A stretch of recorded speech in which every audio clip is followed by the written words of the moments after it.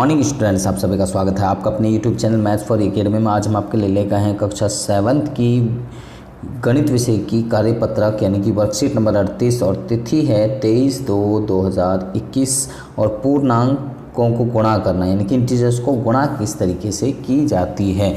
तो बार बार जोड़ने की प्रक्रिया ही गुणा है। मीन्स यानी कि 5 5 5 को हम 3 बार जोड़ते हैं तो इसका मतलब यानी कि 5 कितनी बार है, 3 बार, और 3 को अगर हम 5 से गुणा कर दें जो संख्या है तो वो 15 हो जाती है।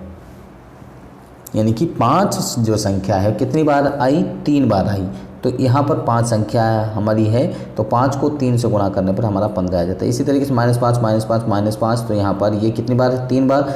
जो संख्या है वो यहाँ पर 5, तो इन दोनों को गुणा करेंगे तो कितना आएगा, -15 जो होगा हमारा आंसर यहाँ पर हो जाएगा। ठीक है जी। तो आगे यहाँ पर अगला सवाल है, यहाँ देख सकते हैं नंबर लाइन आपको दी हुई है। अब हम इन्हीं संख्याओं को रेखा पर निरूपित करते हैं।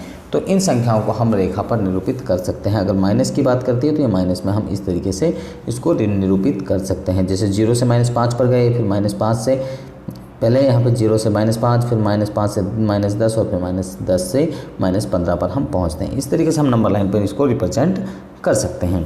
आगे 3 और 5 की गुणा करें तो 15 होता है, 2 और 5 की गुणा करेंगे 10 होता है, और या फिर हम इसको ऐसे भी लिख सकते हैं, 15 - के 5 भी लिख सकते हैं। 1 गुणा के 5 करें तब भी 5 होगा, 10 - के 5 करें तब भी 5 होगा, 0 गुणा के 5 करें तब भी 0 होगा, और 5 - के 5 करें तब भी 0 होगा।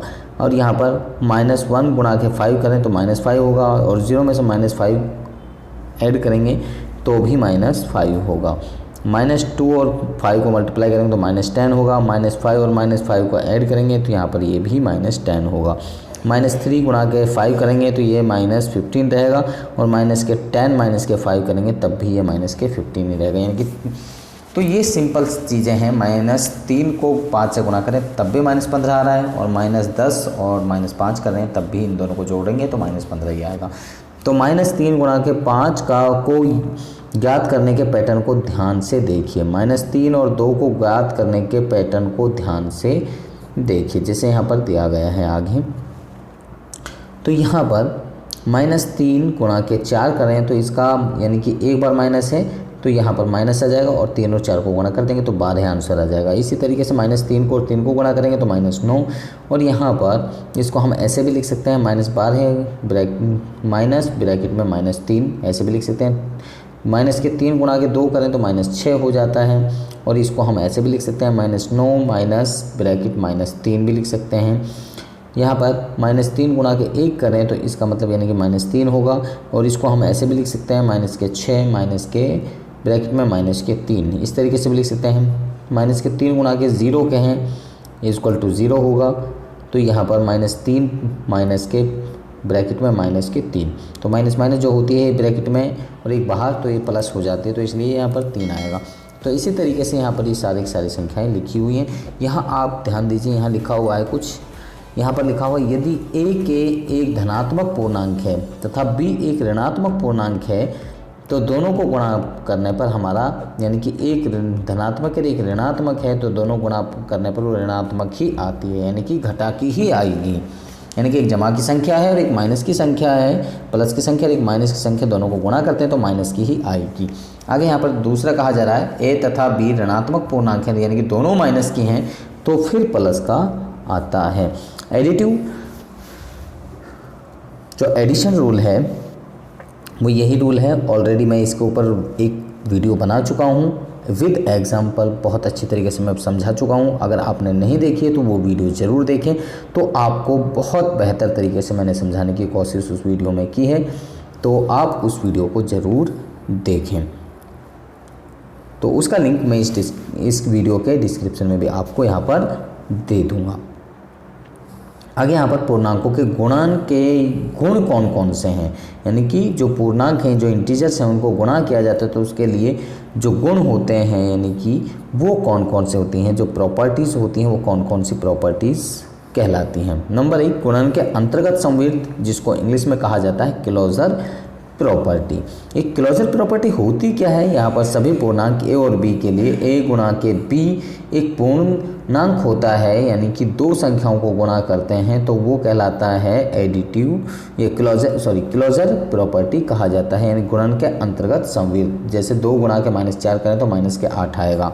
इस तरीके से अगली है क्रम विनिमयता, जिसको कॉम्यूटेटिविटी प्रॉपर्टी कहा जाता है। किन्हीं दो पूर्णांकों ए और बी के लिए, यानी कि ए और बी को गुणा करें या बी और ए को गुणा करें, मीन्स 2 गुणा के -4 करें तब भी -8 आएगा, और -4 गुणा के 2 करें तब भी 8 आएगा। प्लस वाली संख्या लेके कहें या फिर माइनस वाली एक संख्या लेके रिप्रेजेंट कर सकते हैं, तो ऐसा कुछ नहीं है। यहाँ पर 2 गुणा के 4 करें तो 8 आएगा, 4 गुणा के 2 करें तब भी 8 ही आएगा। शून्य से गुणा करना, इसको कहते हैं मल्टीप्लिकेशन बाई ज़ीरो। किसी भी पूर्णांक को 0 से गुणा करने पर वो 0 ही हो जाता है। जैसे -5 को अगर 0 से गुणा करते हैं तो 0 हो जाएगा। गुणात्मक तत्समक, ये क्या होता है, मल्टीप्लिकेटिव आइडेंटिटी होती है। मल्टीप्लिकेटिव आइडेंटिटी किसी भी पूर्णांक के लिए, यानी कि अगर हम उसको गुणा करते हैं तो वही संख्या आती है, ये कहलाती है गुणात्मक तत्समक या मल्टीप्लिकेटिव आइडेंटिटी। यानी कि a को अगर हम 1 से गुणा करें या 1 को a से गुणा करें तो a ही आएगा। मीन्स यहाँ पर -5 को अगर हम 1 से गुणा करते हैं तो यहाँ पर -5 ही आएगा, और 1 को -5 से गुणा करें तब भी -5 ही हमारा आएगा। आगे है साहचर्यता, यानी कि एसोसिएटिव प्रॉपर्टी। किन्हीं 3 पूर्णांकों, एसोसिएटिव में 3 पूर्णांक आ जाते हैं ए बी सी। तो ए बी सी 3 पूर्णांक हैं, यानी कि 3 इंटीजर हैं। इनको इस तरीके से गुणा करें, पहले ए और बी को गुणा कर ले, फिर बाद में उसको सी से मल्टीप्लाई करा, या फिर हम ए को रहने दें और फिर बी और सी को पहले मल्टीप्लाई कर लें, फिर बाद में ए से मल्टीप्लाई करें, तो वो जो दोनों की मल्टीप्लिकेशन आएगी, दोनों साइड की जो मल्टीप्लिकेशन आएगी वो बिल्कुल समान आएगी, यानी कि दोनों एग्जैक्ट वैल्यू निकल कर आएगी। जैसे अगर हम यहाँ पे करें 5 और 2 को गुणा करें तो 5 दूनी 10, 10 की 3 से गुणा करें तो 30 हमारा आ जाएगा। या फिर हम 2 और 3 की पहले गुणा कर लेते हैं 6 हो जाएगा, 6 की 5 की गुणा करेंगे तो फिर 30 आएगा। तो इस तरीके से दोनों तरीके से हमारा आएगा 30 ही। ठीक है जी। आगे है वितरण गुण। वितरण गुण हिंदी में कहते हैं वितरण और इंग्लिश में कहते हैं डिस्ट्रीब्यूटिव प्रॉपर्टी। किन्हीं 3 पूर्णांकों ए बी सी के लिए, मीन्स यहाँ पर ये होता है, अगर हम यहाँ पर कहें कि ए जो संख्या है उस ए हमारी बाहर है और यहाँ पर बी और प्लस को, यानी कि बी को और सी को प्लस किया जा रहा है और ऐसे दोनों को मल्टीप्लाई किया जा रहा है। या फिर हम ऐसे अलग अलग भी कह सकते हैं कि पहले ए से बी को मल्टीप्लाई करें और फिर बाद में यानी कि ए से सी को मल्टीप्लाई करें, तो आंसर वही आएगा। तो मीन्स यहाँ पर सबसे पहले 3 और 2 को अगर हम जोड़ लें 5 और 5 के 5 की गुणा करेंगे तो हमारा 25 आंसर आएगा। या फिर हम कहें कि 5 और 3 की पहले गुणा करें तो 15 और 5 और 2 की गुणा करें तो 10, 10 और 15 कितने हो जाते हैं, यानी कि हमारे 25 आंसर हो जाते हैं। तो इस तरीके से भी हम इसको कह सकते हैं। तो यहाँ पर आगे है कुछ अभ्यास के प्रश्न, आओ अभ्यास करें, यानी कि हम यहाँ पर अब अभ्यास करते हैं। तो पहला क्वेश्चन निम्नलिखित गुणनफलों को ज्ञात कीजिए। गुणनफलों को ज्ञात करना है, यानी कि प्रोडक्ट हमें ज्ञात करना है। 3 और -3 की गुणा -1 की गुणा करेंगे तो -3 आएगा। -21 की और -30 की गुणा करेंगे तो माइनस माइनस प्लस हो जाएगा, और 30 की और 21 की गुणा करेंगे तो 630 हमारा आंसर हो जाएगा। -15 और 0 की गुणा करेंगे, यानी कि मैंने अभी आपको बताया कि यानी कि 0 से किसी भी संख्या को अगर गुणा करते हैं तो वो 0 हो जाती है, और 1 से किसी भी संख्या को अगर गुणा करते हैं तो वही संख्या समान आती है। और यहाँ पर -1 है, यहाँ पर ये संख्या माइनस के, दोनों को अगर हम गुणा करेंगे तो माइनस माइनस प्लस का हो जाएगा और ये 316 प्लस का आ जाएगा। क्वेश्चन नंबर 2, खाली स्थानों पर सही पूर्णांक भरिए। तो यहाँ पर -3 में क्या मल्टीप्लाई करेंगे, 27 आ जाए। -3 में क्या मल्टीप्लाई करेंगे, 27 आए, तो यहाँ पर हमें -9 से मल्टीप्लाई करना पड़ेगा, तो हमारा 27 आंसर होगा, क्योंकि माइनस से माइनस कैंसिल हो जाएगी और 3 की 9 की गुणा करेंगे तो 27 आंसर हमारा हो जाएगा। यहाँ 5 है, 5 में क्या मल्टीप्लाई करेंगे, -35 आ जाए, तो 5 से हम 35 को भाग कर देंगे तो यानी कि 7 यहाँ पर हमारा आंसर ये हो जाएगा। तो -7 हमारा आंसर यहाँ पर होगा।